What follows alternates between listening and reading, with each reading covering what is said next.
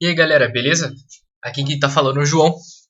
E nesse vídeo a gente vai falar dos pseudocódigos. Agora que a gente está começando a escrever uns scripts um pouco mais longos, com umas funções um pouco mais confusas e difíceis de se entender no primeiro momento, é muito importante que a gente faça duas coisas. Primeiro, escreva da maneira mais clara possível e segundo, da maneira mais organizada possível.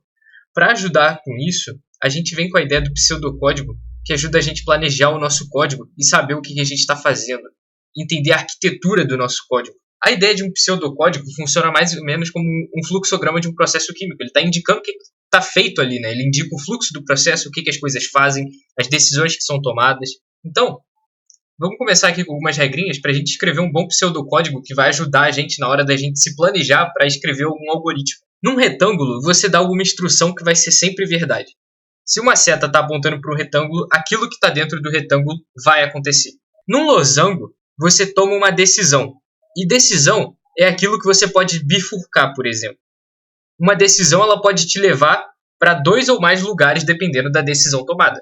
Então, como que a gente combina isso? A gente usa setas para indicar o fluxo do nosso processo.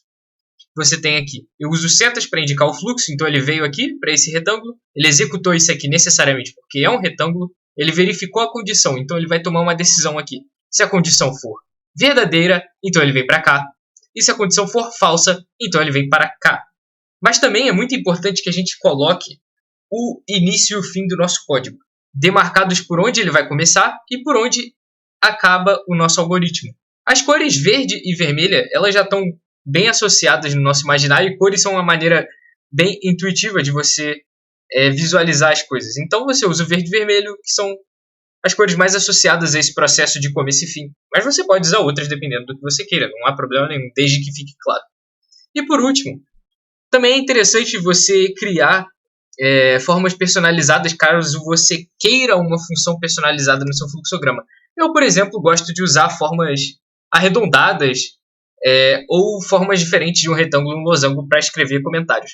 Inclusive, eu acabo desobedecendo de vez em quando as regras de que um retângulo ele não pode bifurcar, né? Porque ele não toma uma decisão. Mas eu acabo puxando os retângulos para comentários e desde que fique claro o que eu estou fazendo, eu acho que não há problema nenhum em quebrar essa regra. Então, vamos ver agora esse pseudocódigo aplicado para o algoritmo que a gente falou no vídeo anterior do HookDiv. Vamos lá. Aqui eu usei esse site chamado Draw.io. Você pode usar ele como aplicativo associado ao Google Drive, ou pode não usar, pode usar ele independentemente, que ele é usado para fazer fluxogramas e dá para fazer uns fluxogramas bem bonitinhos, bem legais com ele. Ele tem bastante funcionalidade e é bem simples de usar. Eu vou deixar o link na descrição para caso você queira usar ele para fazer o seu pseudocódigo, mas fique à vontade para usar qualquer outro, ou até mesmo o Paint, se você preferir. Então, galera, vamos falar agora do algoritmo HookDiv, que a gente vai usar para achar o máximo de uma função. E nele, eu coloquei já alguns comentáriozinhos que estão indicados, já violando aquela regra de que um retângulo não pode apontar para 2 lugares ao mesmo tempo. Tá tudo muito bem indicado aqui o que eu estou fazendo, né? Então acho que não tem problema nenhum. A nossa função efetivamente começa aqui, no verdinho, e aí ela aponta para a nossa primeira pergunta. O incremento é maior do que a tolerância dividido por 2? Se for verdade, ele vai retornar a nossa função e o valor de x que corresponde ao máximo dessa função, porque o objetivo da função é achar o máximo. Então, caso não seja, que é o que você espera na primeira vez que ele vai tomar essa decisão, você vai testar a função f de x, de x1 até xn, né, dependendo de quantas dimensões você está usando o HookDiv.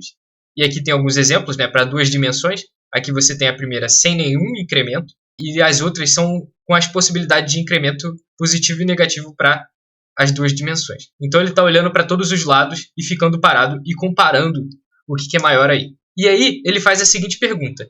O x1 até o xn, ou seja, aquela condição onde todo mundo fica parado sem incremento nenhum, é maior do que todas as outras que você usou algum incremento?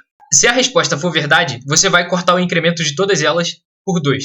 E aí você vai voltar aqui e refazer essa pergunta. Caso não seja, você vai descobrir, dentre as funções que você incrementou, qual delas obteve o maior resultado. E aqui você declara a propriedade n, que vai ser uma contagem, que ele começa no 0. Você está contando o seu loop. E aí você vai fazer essa pergunta. Foi a enésima função? Se a resposta for não, você vai para a próxima. Ou seja, o que ele está fazendo aqui? Ele está tentando descobrir qual é a maior. Você vai declarar o n, que vai começar pela primeira função, e ele vai se perguntar: foi essa a função? Não, então vamos para outra. Foi essa a função? Não, então vamos de novo. Foi essa? Não, então vamos de novo. Foi essa? Foi, então ok.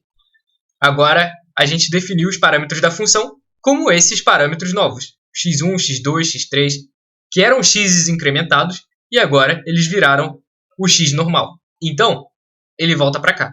Ele vai testar tudo de novo com o mesmo incremento. A gente não mudou o incremento. E aí a gente vai procurar o máximo, e aí esse processo vai continuar, ele vai repetir isso, vai repetir isso, vai repetir isso, até que em algum momento ele vai ver que o x parado vai ser a maior função de novo. Então ele vai vir aqui para o sim, ele vai cortar o incremento. E aí ele vai se fazer a seguinte pergunta: o incremento é maior do que a tolerância dividido por 2? Em algum momento isso vai ser verdade. E aí ele vai te retornar a função e o processo acaba.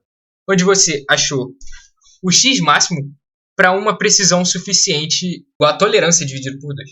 Então você achou a resposta numa tolerância que você aceita. E aqui está o processo do nosso algoritmo, beleza? Então era isso que a gente tinha para falar nesse vídeo de pseudocódigos, galera, sobre como programar um pouco melhor, né? Espero que tenha sido útil para vocês e vejo vocês no próximo vídeo. Valeu, galera. Tchau, tchau.